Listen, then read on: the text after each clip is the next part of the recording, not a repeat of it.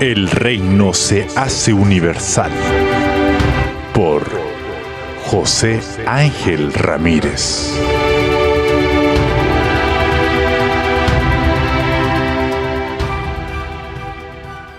Bueno, hermanos, abramos nuestras Biblias en el Evangelio según San Mateo, en el capítulo 4.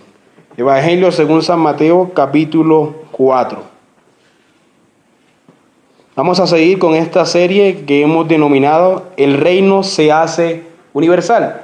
Y vamos a ver cómo Mateo nos muestra esta idea en este pasaje que es muy conocido por todos nosotros como la tentación que recibe nuestro Señor Jesucristo por parte de Satanás. Leo para ustedes. Entonces Jesús fue llevado por el Espíritu al desierto para ser tentado por el diablo. Versículo 2.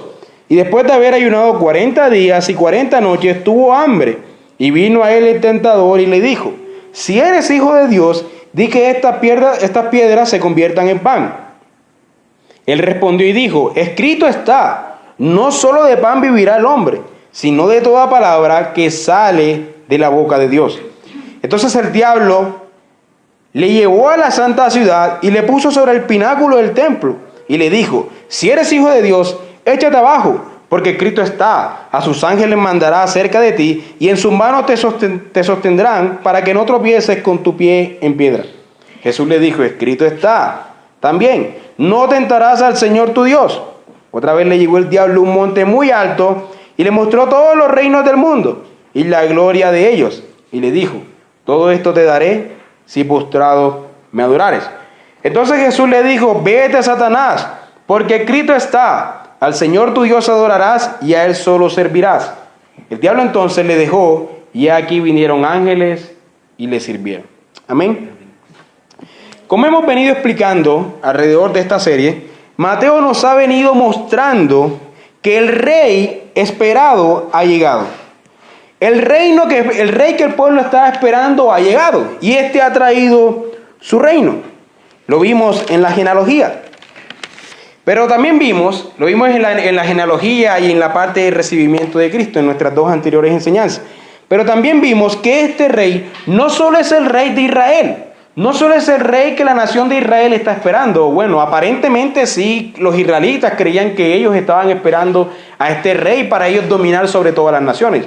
Pero este no es un rey que ha llegado para tomar a los israelitas y colocarlos a dominar sobre todas las naciones. No. Este es un rey que ha venido para salvar al mundo entero, para tomar al mundo entero y redimirlo para sí, para dominar sobre el mundo entero. No Israel, sino Él, quien es el verdadero Israel. Él es quien se sienta en el trono a reinar sobre todo.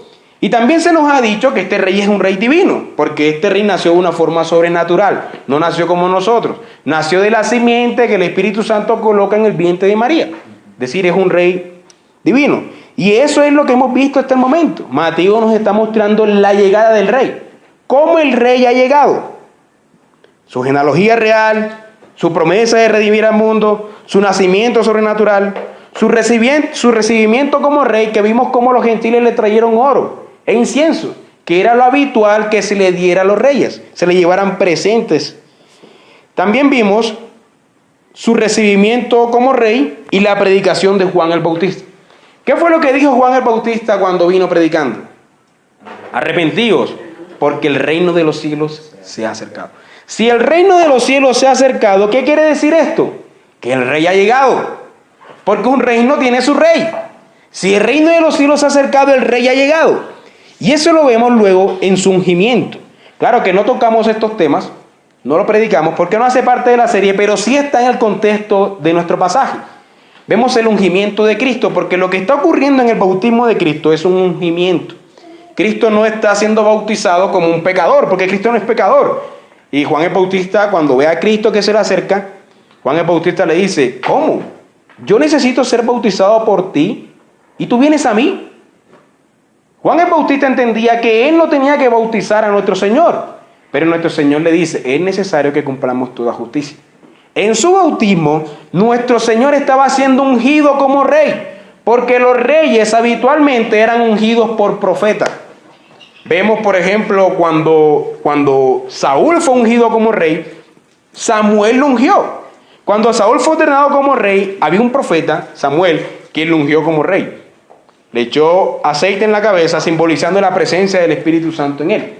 Luego, cuando David fue ungido como rey, también lo hizo Samuel. Siempre había un profeta que ungía al rey. Y cuando Cristo está llegando, está siendo ungido por el profeta más grande de todos, por la misma palabra del Señor Jesucristo, el profeta más grande.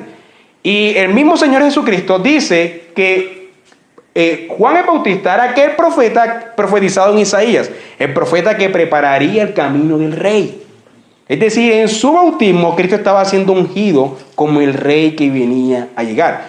Por eso no podemos separar la idea del bautismo de Cristo del reinado. Si Mateo nos está hablando de un reinado, entonces el bautismo va conectado a ese reinado. Y la tentación, por supuesto, también va conectada a este reinado universal. Lo primero que vemos, o lo primero que vamos a ver, es la oposición de Satanás. Satanás se va a oponer al Señor. Se nos dice que fue llevado por el Espíritu Santo al desierto para ser tentado por Satanás. Es decir, esta tentación hacía parte del plan de Dios. Es por eso que el Espíritu lo estaba llevando al desierto. Él tenía que ir al desierto al ser tentado. ¿Por qué? ¿Por qué esta idea? Pero aquí también vemos el ministerio activo de oposición hacia el reinado de Cristo. En su nacimiento, ¿qué vimos? Vimos cómo Herodes trató de impedir su crecimiento y de matarlo. Vimos la oposición de que este rey no creciera para llevar a cabo su ministerio. Y ahora vemos cómo Satanás quiere tentarle en el inicio del ministerio de nuestro Señor. Hay una oposición para que este rey no haga lo que ha venido a hacer. Eso es lo primero que vemos. Se opone el diablo queriendo evitar su ministerio. El diablo, hermanos, va a ser vencido, no solamente en la cruz, también va a ser vencido en la tentación. El diablo va a ser vencido en toda la vida del Señor Jesucristo, desde su nacimiento hasta su muerte. Siempre está siendo vencido. Y así nos lo presentan las Escrituras. Y aquí lo veremos en la tentación. El pasaje también nos dice que duró 40 días y 40 noches en el desierto. Ahora, esto nos trae muchas relaciones con respecto al Antiguo Testamento. Pero estas relaciones no deben ser enseñadas nunca desconectadas, o por lo menos en Mateo, de pronto sí en Lucas, predicando el Evangelio de Lucas. Pero por ejemplo, aquí en Mateo nunca deben ser predicadas estas relaciones desconectadas del reinado de Cristo. Porque si están haciéndose estas relaciones es para hablarnos algo del reinado de Cristo, no algo aparte de su reinado. No podemos tomar este pasaje y hacer las relaciones con respecto al Antiguo Testamento y quedarnos ahí, cuando todo el contexto nos está hablando de un rey. Así que veamos estas relaciones de forma breve y veamos qué se nos quiere decir con respecto a este rey. Lo primero que vemos es una relación con respecto a Noé. Vamos a Génesis capítulo 7. Génesis capítulo 7, versículo 4. En este pasaje se está hablando sobre el diluvio que va a venir sobre la tierra. Y los niños han visto las ilustraciones, los dibujos sobre el diluvio que ocurrió en la tierra. Capítulo 7, versículo 4. ¿No lo has visto? Las películas tampoco. Bueno, dice, capítulo 7, versículo 4. Porque pasado aún 7 días, yo haré llover sobre la tierra, ¿cuánto? 40 días y 40 noches. Y raeré sobre la faz de la tierra a todo ser viviente. 40 días y 40 noches. El mismo tiempo que duró nuestro Señor Jesucristo siendo tentado por Satanás, o bueno, en el desierto, y luego fue tentado por Satanás. Versículo 12 del capítulo 7. Y hubo lluvia sobre la tierra 40 días y 40 noches. Versículo 17. Y fue el diluvio 40 días sobre la tierra, y las aguas crecieron, y alzaron el arca, y se elevó sobre la tierra. Capítulo 8, versículo 6. Sucedió que al cabo de los 40 días, abrió Noé la ventana del arca que había hecho. Es decir, el diluvio duró 40 días y 40 noches. Pero luego del diluvio, ¿qué ocurre? Luego del diluvio, Dios comienza a hacer una nueva creación. Ese es el propósito del diluvio, que se haga una nueva creación. que los hijos de Noé se reproduzcan por toda la tierra. Pero además de eso, luego del diluvio, Dios hace pacto con Noé. Dios hace un pacto que se llama el pacto noético y es un pacto de alcance universal. No era como el pacto mosaico que tenía que ver con Israel, sino que era un pacto de alcance universal, este pacto noético. Y vemos que Cristo, luego de los 40 días y 40 noches, vence a Satanás. ¿Y qué hace Cristo? Cristo va a traer una nueva creación. Porque se dice de nosotros que somos nuevas criaturas hechas en Cristo Jesús. Y Cristo es el que está trayendo la nueva creación que va a reemplazar a todos los rebeldes y solamente se van a quedar sus hijos en el mundo, en la tierra. Los impíos serán eliminados y los santos heredarán la tierra. Cristo está trayendo la nueva creación. Pero además Cristo está trayendo un nuevo pacto. Un pacto de alcance universal. La segunda relación que podemos ver la encontramos en Éxodo capítulo 24, versículo 18. Y entró Moisés en medio de la nube y subió al monte, y estuvo Moisés en el monte 40 días y 40 noches. Pasemos a Éxodo capítulo 34. Éxodo capítulo 34, versículos 28. Y Moisés, y él, dice, y él, es decir, Moisés, y él estuvo allí con Jehová 40 días y 40 noches. No comió pan, ni bebió agua, es decir, estaba en ayuno, y escribió en las tablas, en tablas las palabras de pacto, los 10 mandamientos. Después de este tiempo que Moisés duró de 40 días y 40 noches en el monte, fueron 2 veces. Primero cuando hizo el pacto, luego bajó, rompió las tablas del pacto porque vio el becerro hecho, el becerro de oro que estaba haciendo el pueblo para adorar, y después Moisés nuevamente subió al monte y duró otra vez 40 días y 40 noches y trajo nuevamente las tablas del pacto. En los 2 eventos, Moisés está renovando el pacto. Y en los 2 eventos, Moisés está trayendo la ley. Y eso es lo mismo que está haciendo Jesucristo. Después de los 40 días y 40 noches, nuestro Señor Jesucristo está renovando el pacto, trayendo el nuevo pacto, que no es otro pacto. La palabra nuevo no significa otro, sino una renovación del antiguo pacto. Y además de eso, nuestro Señor Jesucristo está trayendo la ley, la verdadera interpretación de la ley. Y es lo que hace desde Mateo capítulo 5 hasta Mateo capítulo 7, que es conocido como el Sermón del Monte. El Señor ahí dice: habéis oído que fue dicho, no matarás. Pero yo os digo que cualquiera que matare, que cualquiera que odie a su hermano en su corazón, será culpable de juicio. Habéis oído que fue dicho, no adulterarás. Pero yo os digo que cualquiera que desee una mujer, ya adulteró con ella en su corazón. El Señor Jesucristo está trayéndonos la ley, luego de estos 40 días y 40 noches en el desierto. Aquí hay 2 relaciones impresionantes. Y hay que decir que todo rey trae su ley, porque en la antigüedad era así. Los reyes tenían la potestad del derecho. De hecho, ahí en el derecho se conoce el derecho divino de los reyes. O sea, los reyes tenían una autoridad divina para establecer leyes. Y eso es lo que Cristo hace. Tomando la mentalidad del hombre, Él está trayendo la ley como rey. Cuando se proclama un nuevo rey, se proclama la ley de ese rey. Y es lo que Cristo hace en el capítulo 5. Estas relaciones que vemos inseparablemente con el Antiguo Testamento no se pueden predicar únicamente como unas relaciones, la relación con Moisés y la relación con Noé. No, estas relaciones tienen que ver con su reinado y han de ser interpretadas en su reinado. Estas relaciones deben ser interpretadas a la luz del propósito de Mateo, porque Mateo tiene un único propósito en todo su escrito. ¿Y qué nos quiere mostrar Mateo? Mateo quiere mostrarnos todo lo que este rey está trayendo. No son relaciones de forma aislada respecto al reinado de Cristo, no. Mateo nos va a mostrar lo que este rey trae. Este rey, hermanos, está trayendo consigo una nueva creación, un nuevo pueblo en el cual Él va a gobernar. Él está trayendo la renovación del pacto, está renovando la idea del pacto del Antiguo Testamento. Y Él además está trayendo la ley, porque todo rey trae su ley. Por eso se relaciona con estos 2 personajes. Porque trae una nueva creación y porque trae la ley. Y porque trae el pacto. Así que habiendo dicho esto, podemos estudiar la primera tentación. ¿Cuál fue la primera tentación?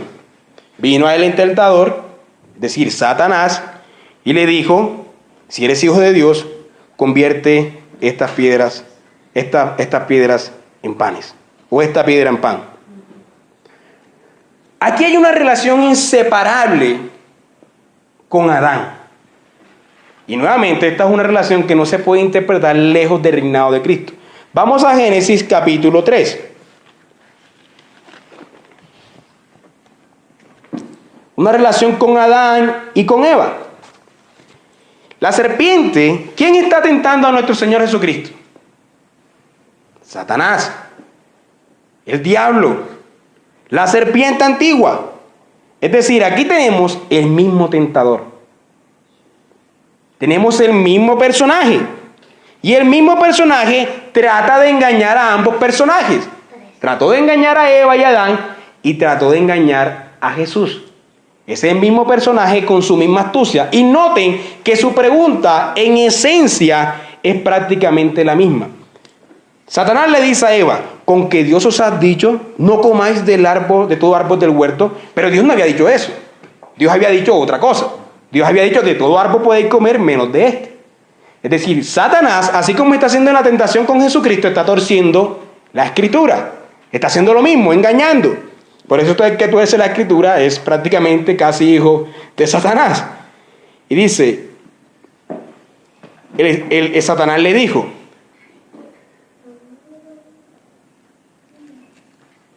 no moriréis, sino que Dios sabe que el día que comáis de él, serán abiertos vuestros ojos y seréis como Dios, sabiendo el bien y el mal.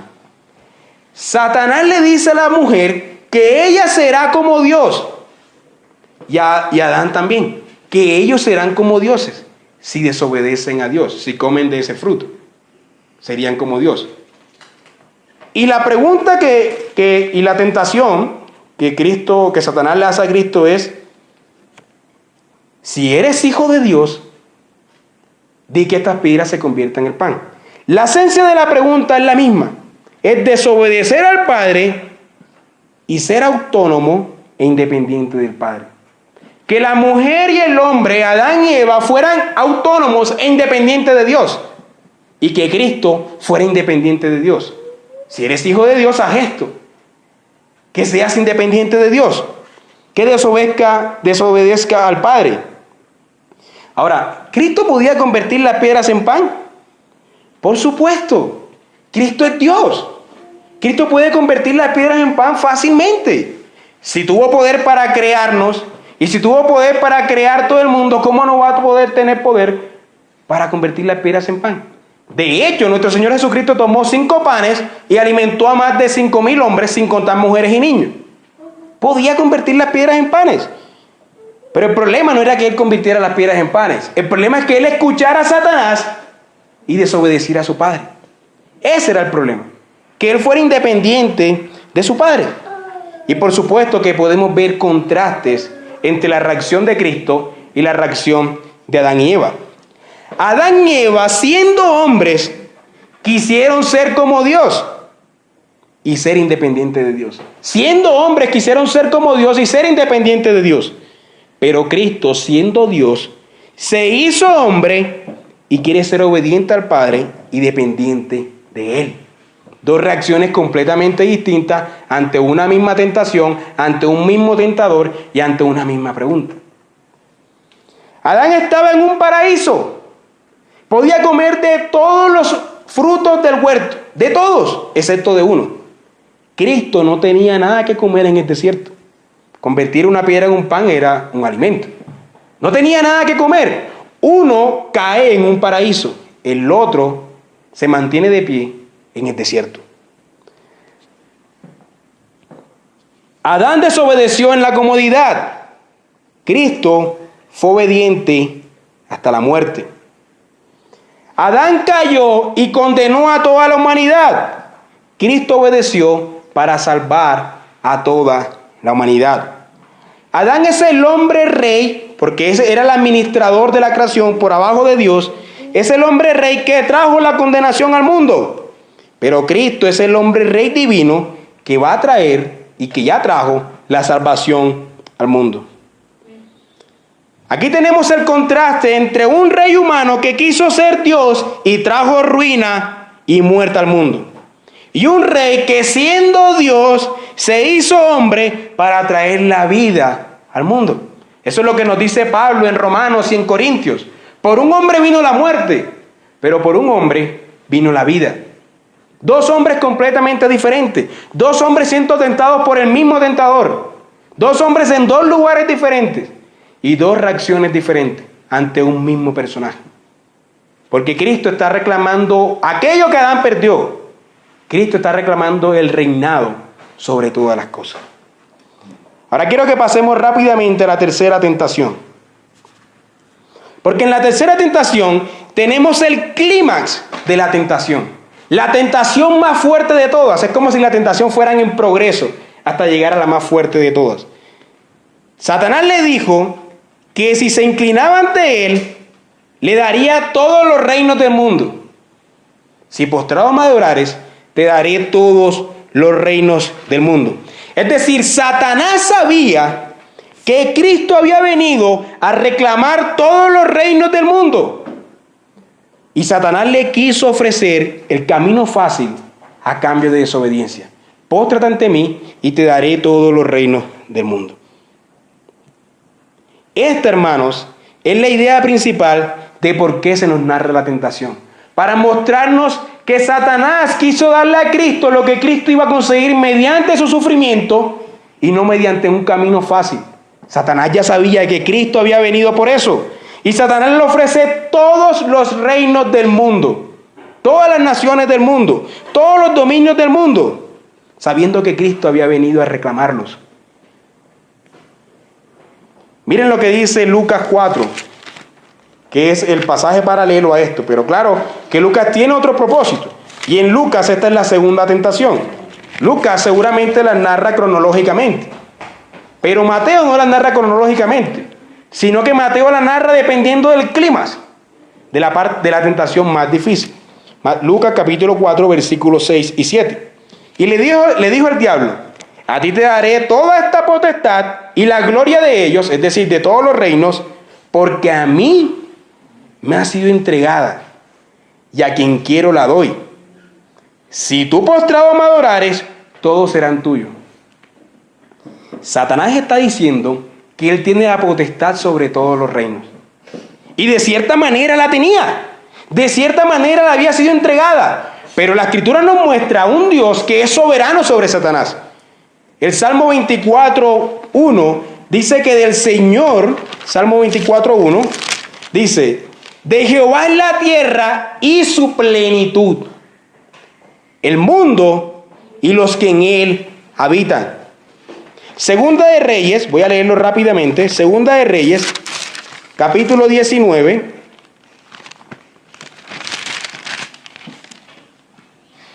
versículo 15. Está orando Ezequías y dice: y oró Ezequías delante de Jehová diciendo: Jehová, Dios de Israel, que moras entre los querubines, solo tú eres Dios de todos los reinos de la tierra. Tú hiciste el cielo y la tierra. Es decir, nuestro Dios es el rey de todo. Sin embargo, de cierta manera, Satanás ha tomado la potestad de estos reinos. A él le ha sido entregada. Pero ¿cuál fue la respuesta de Cristo en esta tentación? Al Señor tu Dios adorarás y a él solo servirás. Al Señor, es decir, a tu rey. Cristo le está diciendo: a tu rey Dios adorarás, a mí adorarás y le servirás, porque eres su sirviente y él es tu rey. Y se dice que inmediatamente vinieron los ángeles y le sirvieron, comprobando lo que Cristo había dicho, que él siendo Dios y siendo rey, tenían que servirles las huestes celestiales. Tenían que venirle a servir. En el capítulo 12, Cristo está siendo acusado de expulsar a los demonios por Belcebú, ¿cierto? Cristo está expulsando demonios y dice: no, este no expulsa demonios sino por Belcebú, príncipe de los demonios. Y Cristo dice las siguientes palabras, Mateo capítulo 12, versículo 28. Pero si yo por el Espíritu de Dios echo fuera los demonios, ciertamente ha llegado a vosotros, ¿qué? El reino de Dios. El reino ya está presente, no es futuro. No estamos esperando que venga Cristo a reinar, ya está reinando. Está en su trono sentado y ya estaba reinando desde que había llegado. El reino de Dios ya ha llegado. Y miren lo que dice el versículo 29. Porque ¿cómo puede entrar alguno en la casa del hombre fuerte y saquear sus bienes si primero no le ata? Y entonces podrá saquear sus bienes. Es decir, Cristo ha amarrado a Satanás, lo ha encadenado y está saqueando todo lo que es suyo. Cristo está reclamando lo que le pertenece, lo que es suyo, y lo está haciendo en vida. Lo hizo en la tentación y lo está haciendo mediante su ministerio. Ha amarrado a Satanás. Nuestro Cristo es quien está reinando. Cristo, hermanos, vino a reclamar todos los reinos del mundo para sí. Pero Él no iba a recibir estos reinos a través de la desobediencia a su Padre, adorando a Satanás. No, Él no iba a hacer eso como lo intentó hacer Adán. Él no lo haría de esa manera. Cristo, hermanos, iba a reclamar su reino a través de su obediencia hasta la muerte, a través de su sufrimiento y crucifixión. Él no lo reclamaría de la forma fácil, por el camino fácil, por el camino corto, sino por la forma difícil, por el camino largo y por el camino obediente. ¿Qué fue lo que dijo Cristo cuando resucitó luego de la cruz? Mateo capítulo 28. Y Jesús se acercó y les habló diciendo: toda potestad. Mateo capítulo 28, versículo 18. Toda potestad. Y ya vimos que Satanás le dice a Cristo en Lucas, de acuerdo a Lucas, que la potestad le había sido dada a él. Le había sido entregada a él. Pero ahora Cristo, después de su resurrección, dice: toda potestad me ha sido dada en el cielo y en la tierra. Por tanto, vayan y hagan discípulos a las naciones. La razón por la que hacemos discípulos a las naciones es porque ahora todas las naciones le pertenecen, porque toda potestad la ha sido dada en toda la tierra. Es decir, Cristo, después de su resurrección, reclama y se entroniza como la autoridad de toda la tierra. La potestad le fue dada. No recibiría esta potestad mediante la desobediencia, sino mediante la obediencia. No recibiría esta potestad por el camino fácil, sino por el camino difícil, por el camino de la obediencia, por el camino de obedecer a su Padre y morir hasta la cruz, y no de adorar a Satanás. Eso es lo que nos dice Apocalipsis capítulo 11, versículo 15. Apocalipsis capítulo 11, versículo 15.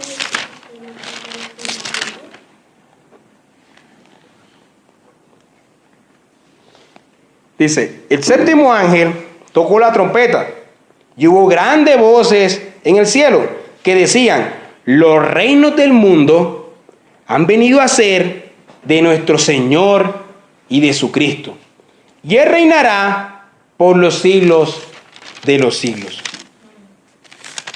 Estos reinos ya son de Él, como lo vimos en Mateo. En un futuro se consumarán y todos obedientemente lo obedecerán. Valga la redundancia. Pero ya hoy todos los reinos son suyos, hermano. Satanás no tiene la potestad sobre ningún reino de la tierra, sobre ninguno. Con esa confianza es que nosotros vamos y hacemos discípulos a las naciones. Con esa confianza. Con la confianza de que Satanás no tiene potestad sobre nada. Y que el reino de Cristo, la victoria del reino de Cristo está asegurada. Por eso cuando los discípulos oyeron por primera vez, los discípulos porque ya los discípulos habían muerto, cuando los creyentes, que también son discípulos por supuesto, oyeron por primera vez las palabras de Apocalipsis 20, de que Satanás ha sido encarcelado y que venía un periodo de reinado de 1000 años, entendieron, claro que no son 1000 años literales, era un símbolo, entendieron que ahora podían ir a todo el mundo a ser discípulos, porque Satanás estaba encarcelado, tal como lo vimos en Mateo capítulo 12. Ha sido amarrado por el verdadero Rey del cielo. Ha sido amarrado por Él. Y yo quiero que terminemos leyendo el Salmo 47. Salmo capítulo 47. Terminamos leyendo este salmo en adoración a este gran rey. Salmos capítulo 47.